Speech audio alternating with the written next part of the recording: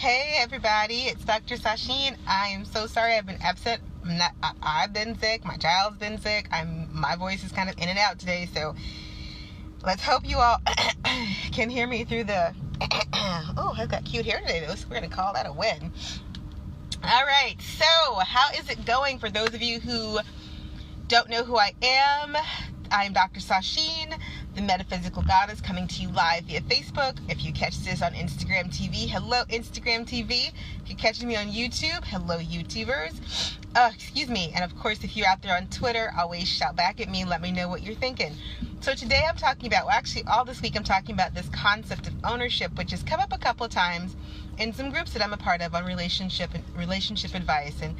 And I think it's really fascinating, this idea of ownership when it comes to relationships, because the reality is, unless you are talking about being a piece of cattle or a piece of property, which a lot of religions of the old days would have said that was what you were, but this is 2018, but there are still some pretty archaic ideas floating around about what it means to be in a relationship. And so I wanted to talk today very briefly about this idea of ownership. And hey, Lamorla, about this idea of ownership and what it really means to be in a relationship as an equal and not as someone who has been conditioned to think that you owe something to someone else. And today I'm talking about money. Excuse me again, my voice is scratchy because my kid has a cold, so I have a cold. Today I'm talking about money. So this question was posed about how you can call yourself actually in a relationship if you don't combine all of your resources and trust that the other person has your best interest at heart when it comes to money.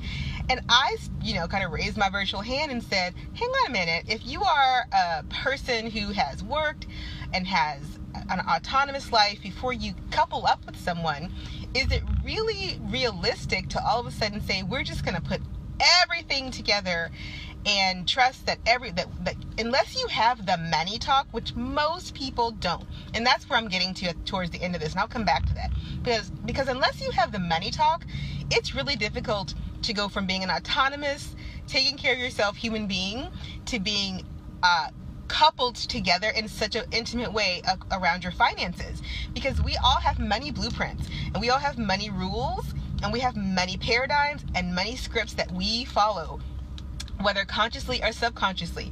And when you are in a relationship, those things just don't go away because you say I do, or you move in together, or you decide to couple together. What you have to do is decide whose money scripts are going to reign supreme, or how can you integrate each other's money scripts into a new money script for the both of you. That's not generally what happens. And so what ends up happening is people get resentful. And I posted a meme yesterday that, when you start to feel like you own someone, and you start to feel resentful because they don't appreciate them, because you're doing so much for them, then you start to think, well, you owe me because I take care of you. Let me give you a really good example. More often than not, women move into a man's apartment. If they decide to move in together, usually they don't start out getting a new place together. Somebody has to move in with somebody else. Then comes the conversation of who's going to pay for what, how is this going to shake out. But sometimes we don't even have the conversation. We just move in together and go, oh, we'll work it out. And then what happens is we don't work it out, and people start to fight about money. Well, I pay for this, and I pay this percentage of this, and you do this, and you do that, and I do this, and you do that, and it's not fair because it's not equitable. Well, the myth of equality in finances is just that. Nobody is making, even if you both make $50,000 a year, chances are your money blueprints are different, so you spend your money differently. You acquire your debt differently. You look at purchases differently. You look at paying bills differently. And so you may make equal amounts of money a year and find out that you do not have equal amounts of money to spare. And that becomes a problem in a relationship if you don't have the conversation. And once we start getting into the inequality of a relationship, people start to get real up in their feelings about, well, you owe me because I spend more money. So since I spend more money, you need to give me sex on demand, or because I spend more of this, you need to take care of the kids, or because my job pays more and you only bring in $1,000 a month, you need to do X, Y, and Z to compensate. That's the beginning of the end. It doesn't matter how many years it takes. We fight over sex and money. And when those two things are on the table and we're fighting about it in a relationship, our relationships are not going to survive. Now, I threw out there in this group very, very strangely enough, got a lot of blowback on it. I said, hang on a second. How come you can't come together and say, why don't we create a household budget that takes care of the house that we want and the life that we want, and put money in there and agree on an amount that needs to be in that budget and how we're going to use it, and we make some rules around it. But I get to keep my personal checking account because, well, it's mine and I had it before I met you. Oh my God, you thought I had said that, the earth was flat or something stupid like that. Literally, people are like, that's not love. That's not trust. That's not bringing your lives together and trusting in the bonds of marriage and relationship. And I was like, hang on a second. If I want a pair of Ferragamo boots, I don't want to have to go through you to get a pair of Ferragamo boots. Provided I don't take money out of the household that should have gone to pay for the lights, the gas, the water, the cable, the internet, the health insurance, the life insurance, the blah, blah, blah, I should be able to go buy my pair of Ferragamo boots, right? No, apparently I should have to discuss the Ferragamo boots. Now, Ferragamo boots, that's a stupid example, but it's not a bad example when you think about going to buy anything but needing to get permission before you do so. Because when you have to ask permission from your spouse to spend your money on something that you love, you have given yourself over to someone else's decision-making processes. I am not talking about going out and buying a brand new car. Though if your bank got it like that, knock yourself out, because I guess in some ways I am talking about going out and buying a brand new car. If you are the kind of power couple that makes the kind of money where in my personal account I could drop 60 grand on a BMW and nobody would blink an eye, then go do you. The point is, when you have a truly healthy partnership around money, you understand that we together create this wonderful life for ourselves that we contribute to financially together, and we make it work. But I, as an autonomous being in the world, should be able to walk into any store that I want to and purchase whatever makes my heart happy, and not have to call and check in and make sure that purchase is okay, unless it is a purchase that is going to impact our household finances. Period. If it's coming out of my savings account, my money, my savings account, and this is where people got really upset with me.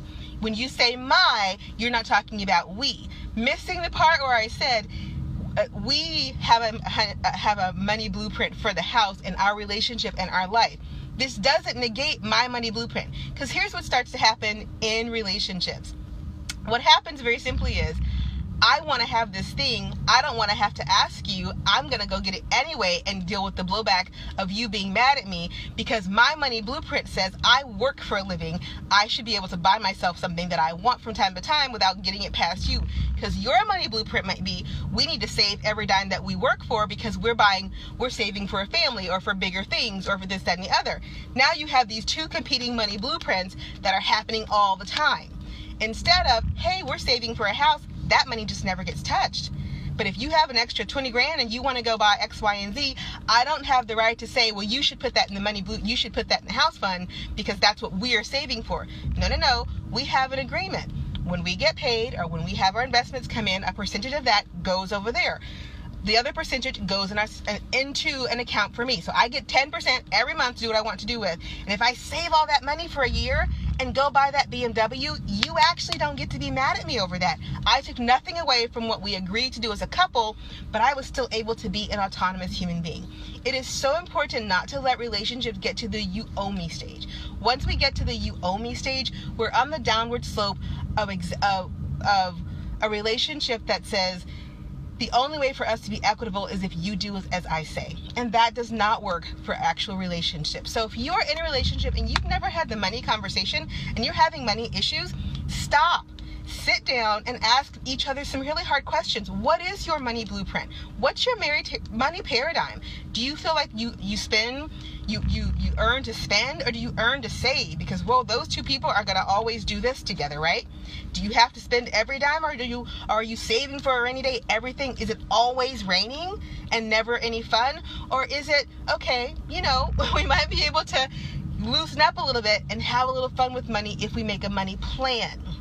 You owe me are very dangerous words in any relationship. They're very dangerous words in your personal life and in your professional life.